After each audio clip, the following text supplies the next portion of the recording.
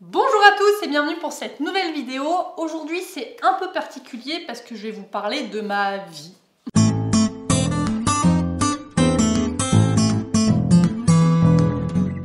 Bonjour à tous et bienvenue sur la chaîne Sage-Femme mais pas que. Aujourd'hui, en fait, je me suis dit que ça serait intéressant, alors je sais pas, ça se trouve je me gourre, hein, c'est possible, mais de vous expliquer un petit peu pourquoi est-ce que j'ai disparu des radars pendant plusieurs mois de YouTube, de Instagram, de Facebook, etc. Je me suis dit que j'allais vous le partager parce que peut-être que vous aussi vous avez vécu des choses un peu compliquées, etc. Et donc pour vous rendre compte qu'en fait vous n'étiez pas seul, que ça peut arriver, surtout quand on déménage, qu'on change de vie, ça peut être assez prenant.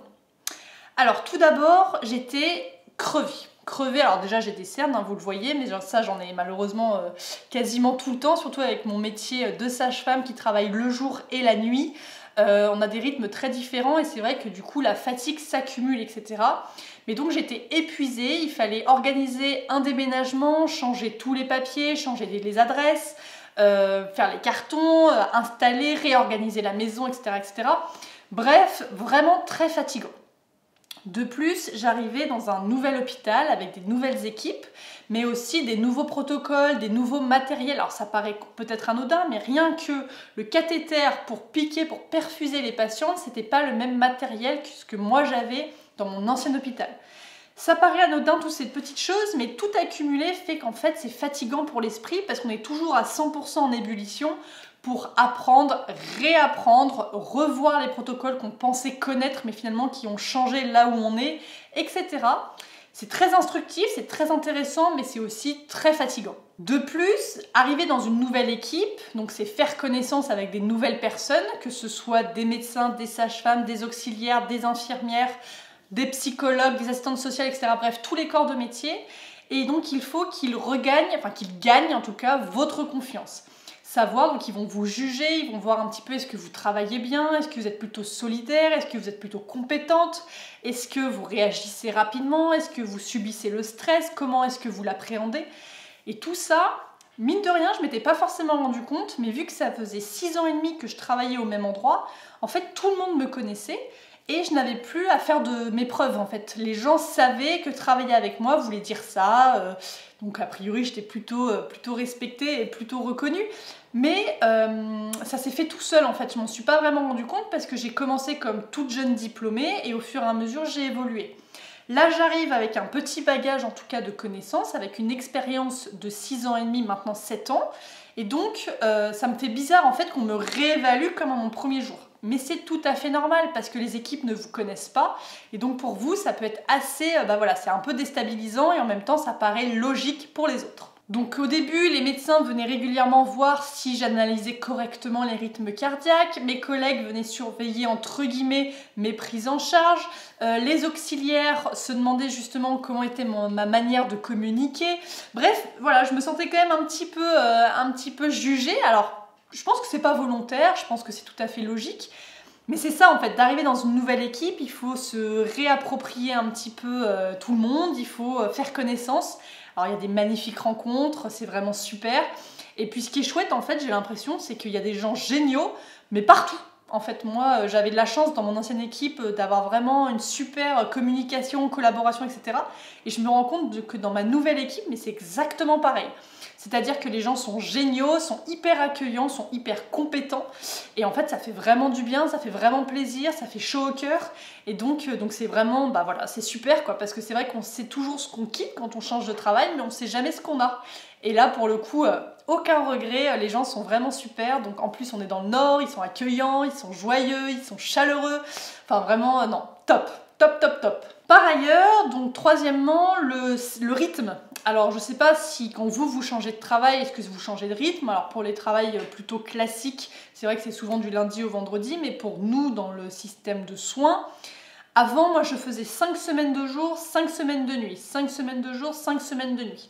Et aujourd'hui, je fais jour, nuit, 3 repos, jour, nuit, 3 repos. Alors, ça a beaucoup de positifs et ça a un petit peu de négatifs. Le positif, c'est que je trouve qu'on est plus décalé comme ce qu'on pouvait l'être avant.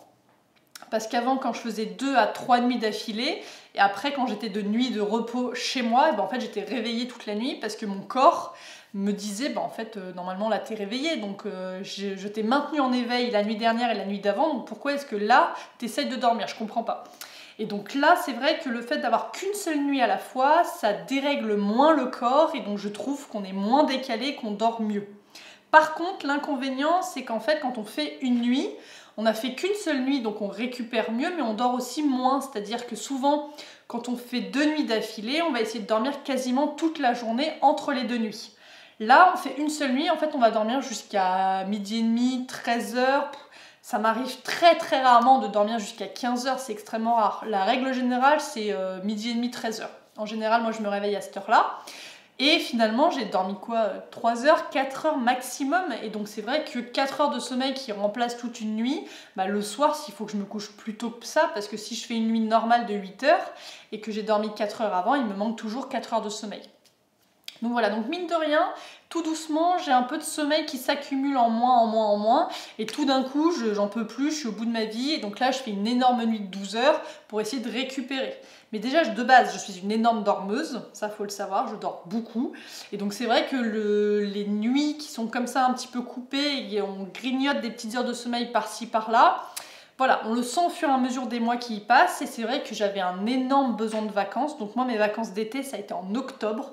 Je suis arrivée rincée sur les rotules et heureusement que je suis arrivée en vacances parce que vraiment, je n'en pouvais plus. En plus, juillet-août, j'ai travaillé donc à 100% tout juillet-août. Comme les gens partent en vacances, moi j'ai dû combler les trous, donc j'ai plus travaillé que d'habitude, donc c'était encore plus fatigant. Et au mois de septembre, j'ai eu un mois de septembre assez éprouvant parce que je ne sais pas si vous avez suivi un petit peu, mais j'ai perdu un membre de ma famille l'année dernière d'un accident de canyoning dans le sud de la France. Et en fait, il y avait le procès en septembre du moniteur de canyoning parce que c'était un baptême. Et donc voilà, donc il y a eu un procès, etc. Ça a été assez fatigant émotionnellement, physiquement, parce qu'on a fait l'aller-retour de Dunkerque, donc mine de rien, c'est beaucoup d'heures dans les pattes. Et vraiment, psychologiquement, c'était beaucoup d'intensité, beaucoup d'émotions, etc. L'accompagnement de ma famille, justement, pour traverser cette épreuve. Donc voilà, donc c'était pas évident du tout. Donc c'est vrai que le mois de septembre est passé à toute vitesse et puis comme j'ai eu beaucoup de gardes avant, beaucoup de gardes après pour me libérer en fait quelques jours de congé pour descendre dans le sud. Donc j'ai beaucoup travaillé avant et après et en fait mes quelques jours dans le sud ont été très fatigants donc c'est vrai que je suis arrivée au mois d'octobre rincée. De plus, je ne sais pas si vous avez suivi également mais je suis montée dans le nord pour être proche de ma famille. Donc c'est vrai que les jours de congé, j'essaye vraiment d'en profiter au maximum pour les voir. Pour voir ma grand-mère, pour voir mes cousins, mes cousines, mes oncles et tantes, etc. Bref, pour voir toute ma famille. J'essaye de plus de vraiment profiter de la plage qui est juste à côté, de promener le chien. Bref, en fait, finalement, les jours passent à une vitesse monstrueuse et c'est vrai que j'avais pas envie de passer mon temps sur mon téléphone, surtout que juste le point d'après, justement, c'est mon conjoint qui me reprochait d'être beaucoup en train de répondre à des messages sur Instagram. Peut-être que vous vous rendez pas compte, mais quand on a une communauté, alors moi j'ai une petite communauté, c'est vrai que j'ai pas tant que ça de followers, etc. Mais la communauté que j'ai est assez participative, ce que j'adore, mais du coup ça prend aussi beaucoup de temps pour répondre aux messages.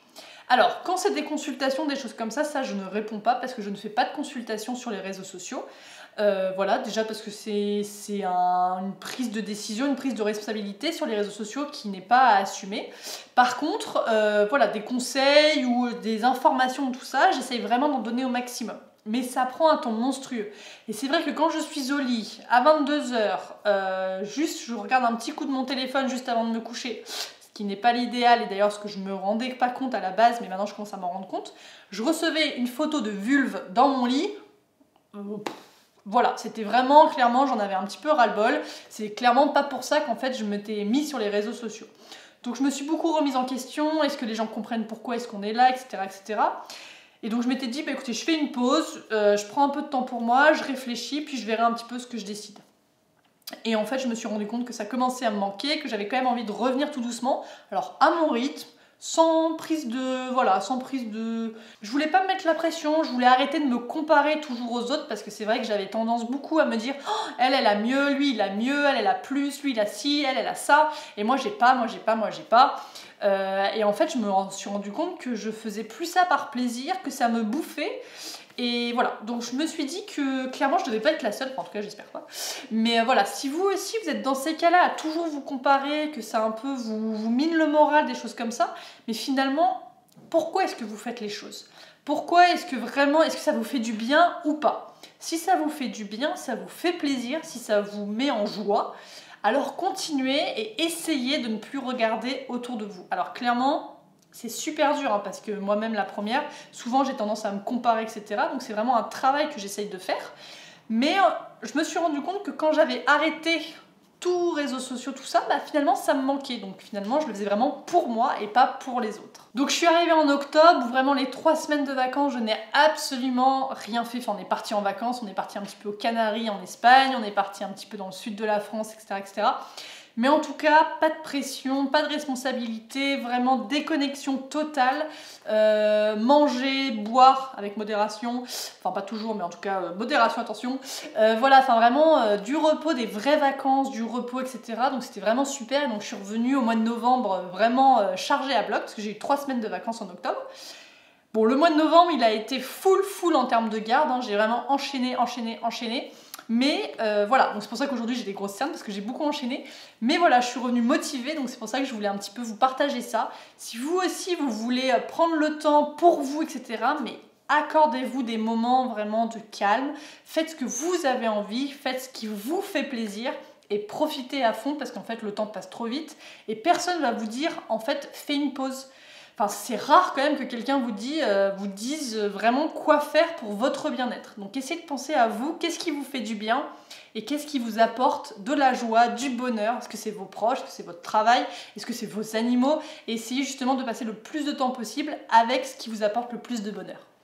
Voilà, une vidéo qui n'a rien à voir avec d'habitude. Je ne sais pas si ça vous plaît, mais en tout cas n'hésitez pas à me le dire en commentaire.